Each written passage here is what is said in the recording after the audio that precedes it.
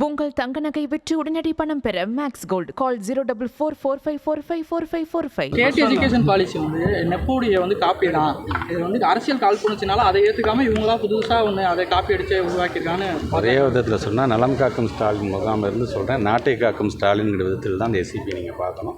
ஏன்னா இன்றைக்கு இங்கே பாருங்க இருக்கக்கூடிய அதிகாரிகள் எல்லாருமே பார்த்திங்கன்னா நம்முடைய ஸ்டேட் எஜுகேஷன் பாலிசி என்ன வகுத்து தந்ததோ என்னவாக இருந்ததோ இன்றைக்கி அதை நம்ம வகுத்து ஒரு பாலிசியாக கொண்டு வந்திருக்கோம்.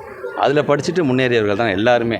கூட நான் பள்ளிக்கல்வித்துறை அமைச்சராக நான் பிஎஸ்சி கம்ப்யூட்டர் சயின்ஸ் எம்சிஏ முடிச்சிருக்கேன்னா நான் ஸ்கூல் படிக்கும்போது எந்த படிப்பை படிச்சுட்டு அதுக்கெலாம் நான் எட்டினேன் அப்படிங்கிற விதத்தில் தான் இங்கே நிற்கிறக்கூடிய நான்களாக இருந்தாலும் சரி, ஏன் என்ன பேட்டி காணக்கூடிய பத்திரிகைத்துறை ஊடகத்துறை சார்ந்த நீங்களாக இருந்தாலும் சரி.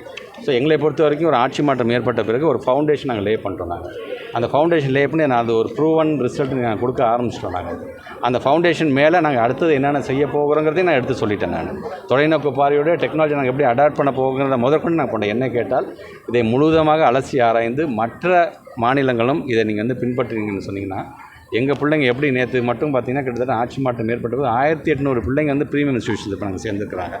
ஸோ இதெல்லாம் பார்த்திங்கன்னா ஒரு விஷனரியாக ஒரு இன்க்ளூசிவாக இருக்க வேண்டும், ஃபியூச்சரிஸ்டிக்காக இருக்க வேண்டும் என்பதை மனசில் வச்சு தான் இந்த எஸ்சிபியை நம்ம வந்து முழுமையாக நம்ம கொண்டு வந்திருக்கிறோம். அதனால தான் இன்றைக்கு வெறும் 75 பேர் மட்டும் ப்ரீமியம் இன்ஸ்டியூஷன்ஸ், வெறும்னா 12th முடிச்சுனா ஏதோ ஒரு கல்லூரியில் சேர்ந்துட்டு இல்லாமல் எங்கள் பிள்ளைங்களை ப்ரீமியம் இன்ஸ்டியூஷன் நாங்கள் சேர்க்க வேண்டும் என்பதற்காக ஐஐடியாக இருந்தாலும் சரி, ஐஐஎம்மாக இருந்தாலும் சரி, நிஃப்டாக இருந்தாலும் சரி, அது நிஃப்டமாக இருந்தாலும் சரி, லா யூனிவர்சிட்டியாக இருந்தாலும் சரி, எல்லா பிள்ளைகளும் இந்தியாவில் இருக்கின்ற எங்கெங்கெல்லாம் ப்ரீமியம் இன்ஸ்டியூஷன்ஸ் இருக்கோ அங்கே கிட்டத்தட்ட 1800 பிள்ளைங்களை இன்றைக்கி நாங்கள் விதைச்சிருக்கோம். நாங்கள் இது மட்டுமல்ல, ஒட்டுமொத்த உலகத்தில் இருக்கக்கூடிய அது மலேசியாவாக இருந்தாலும் ஜப்பானாக இருந்தாலும் தாய்வானாக இருந்தாலும் சரி, அங்கே இருக்கின்ற யூனிவர்சிட்டிலாம் பண்ணி எங்கள் பிள்ளைங்க போய் சேர்ந்துருக்குறாங்க. ஸோ அவங்க வந்து ட்ரீம் பிக் அப்படிங்கிற அளவிற்கு நீ கனவு மட்டும் காண, மற்றதை நாங்கள் பார்த்து கொடுக்குறோம் என்பதை சொல்லக்கூடியதான் எங்களுடைய ஸ்டேட் எஜுகேஷன் பாலிசி.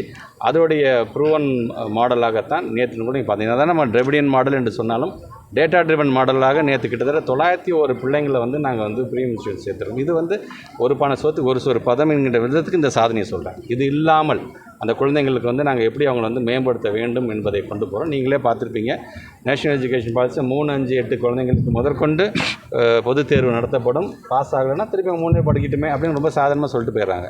ஆனால் நம்முடைய மாநில கொள்கைகளை பொறுத்தவரைக்கும் குழந்தைங்களுக்கு ப்ரெஷரே இருக்கக்கூடாதுங்கிறதுக்காக 11th அந்த பொதுத் தேர்வை நம்ம வந்து கேன்சல் பண்ணியிருக்கோம். நம்ம ஸோ இப்படி ஒவ்வொன்றையும் பார்த்து அவங்கள பொறுத்த வரைக்கும் கிட்டத்தட்ட 6ஆம் வகுப்பில் தான் சேர்க்கணுங்கிறாங்க. நம்ம 5ஆம் வகுப்புலேருந்து 5ஆம் ஏஜ்லேருந்து பிள்ளைங்களை வந்து சேர்க்கணும் அப்படிங்கிற அளவுக்கு நம்ம கொண்டு வந்திருக்கோம். நம்ம ஸோ இப்படி எல்லா விதத்துலேயும் கொள்கை என்று மொழிக் கொள்கை என்று வரும்போது தமிழ்நாடு முதலமைச்சர் நேற்று பேசும்போது சொன்னால் இருமொழி கொள்கையை தான் நாங்கள் பின்பற்றுவோம், இருமொழி கொள்கையை நாங்கள் உறுதியாக இருக்கிறோம் என்பதை சொல்லியிருக்காங்க. அவங்க என்ன சொல்கிறாங்க, ஏன் 3ஆவதாக ஒரு மொழி படிச்சுக்கிட்டா தான் என்ன அப்படின்னா, 3வது இல்லை 8வது அட்டவணைக்கு 22 அஃபிஷியல் லாங்குவேஜை நாங்கள் படிக்கிறோம். எங்களுக்கு ஆசை இருக்குது, நாங்கள் படித்து கொடுக்குறோம். அதை ஆப்ஷனலாக கொடுங்க, கம்பல்ஷனாக கொடுத்து எல்லாத்தையும் நீ படித்து தான் அந்த கம்பல்ஷன் கொடுக்கக்கூடாது என்பதை தான் நாங்கள் வந்து வலியுறுத்தி நாங்கள் சொல்லி கொண்டிருக்கோம். இப்படி பல்வேறு சரத்துக்கள் உங்களுக்கே தெரியும்.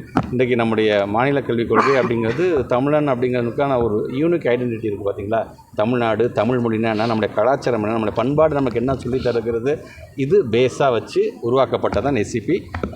ஃபர்ஸ்ட் ஆஃப் ஆல் எது ஒரு பாலிசி ஃபஸ்ட் வரும்போது அந்த இனிஷியலாக வரும்போது அந்த ஒரு ஃப்ரிக்ஷன் இருக்க தான் செய்யும். அப்புறம் அதை கலந்து பேச இதெல்லாம் இருக்கிறதா அப்படிங்கிற புரிதல் வரும்பொழுது ஒட்டுமொத்தமாக இன்றைக்கி யார் 1-2 பேர் எங்களை விமர்சனம் பண்ணுறாங்க, தயவுசெய்து அரசியல் ரீதியாக விமர்சனம் பண்ணாதீங்க. இது ப்ரொடக்டிவிட்டி இதில் இருக்கா இல்லையாங்கிறத பார்த்துட்டு பாருங்கள். தமிழ்நாடு முதலமைச்சர் சொல்கிறது ஒன்று தான், முற்போக்கு சிந்தனை. பிள்ளைங்களை முதல்ல சிந்திக்க வைப்போம். மனப்பாடம் மட்டும் போய் பாடம் ஒரு வகுப்பு இது சப்ஜெக்ட் எக்ஸாம் எழுதுறதை காட்டணும்.